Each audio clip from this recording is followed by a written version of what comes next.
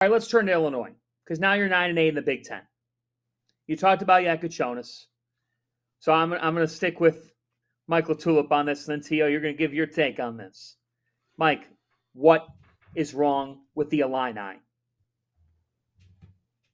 I mean, it's a loaded question at this point. I mean, from what we saw in early January to now, I mean, it is staggering to see the regression, but at the same time, it's such a young team. And I think, and Tio, you can probably attest to this just from your time at Clemson. At least I'm a firm believer in this. When you lose your collective confidence as a unit, your defense and your rebounding go first, because that's when you become reactionary.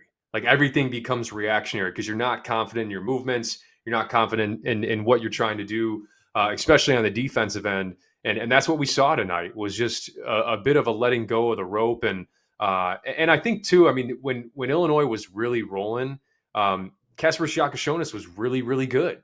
And it's even for a guy that's going to be a lottery pick this year in college basketball as a freshman, it's a lot of responsibility on your shoulders to manage a team. It just is. I mean, you can't just go in and worry about yourself. And at the end of the Michigan State game, when they didn't score in the last 8.5 minutes, I thought he became really frantic and was rushing shots. And that seeps into the rest of your team when you're the engine and when you're the point guard. So, and you're the only dude who can pass the freaking ball. You're the only guy who can pass it. Like watch it. So if I'm playing against KJ, like this is what I'm doing. I'm getting my quickest guard and I'm getting up underneath him and I'm sitting in the gaps, because his first instinct as a young point guard is to put his head down and try to get past. Like that's just, he's always had his way. He's been a great player on the youth levels in Europe for a long time. He's always had his way because he's bigger, he's more physical, he can get past. The problem is people are just sitting there in his lap when he does get past. And then if they take him away, that completely inhibits everything Illinois is doing in the half court, because Will Riley's looking to score. Other guard, right wing, he shot like 4 on the right wing, 15 feet. Yeah, him. It's just like they don't let go of the basketball. And keep in mind too, not having that consistency because guys are out. Ivisic has been in and out. Moraz is hurt. Like the consistency hurts young players more than it does older players, because there's certain guys and certain pressure points that you look to as a young guy, and you're much quicker to get to that thing than you are some of these other ones. And when you get used to something, it's hard to adjust, and it takes a little bit longer for younger players to do that. No? Is it salvageable? Well, I mean, go ahead. I mean, well, look, here's the thing. I mean, just going off of Tio's point there,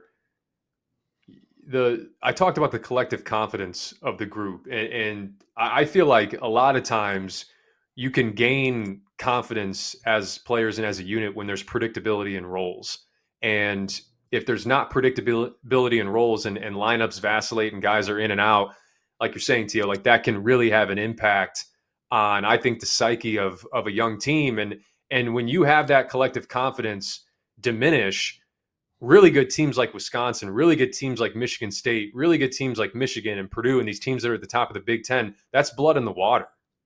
I mean, it's you know, guys on the other side are more confident shooting it, more confident going through your chest, finishing around the rim, more confident crashing the offensive glass. Like it starts to spiral. So that's the mental battle of conference play.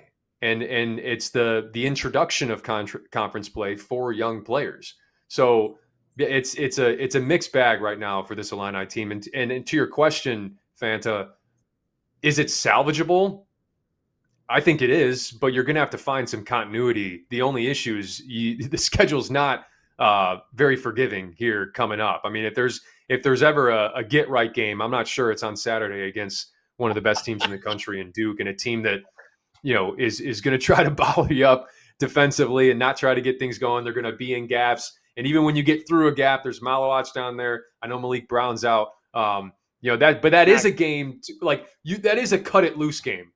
Is it not? I mean, it is a complete and total cut it loose game on Saturday for Illinois.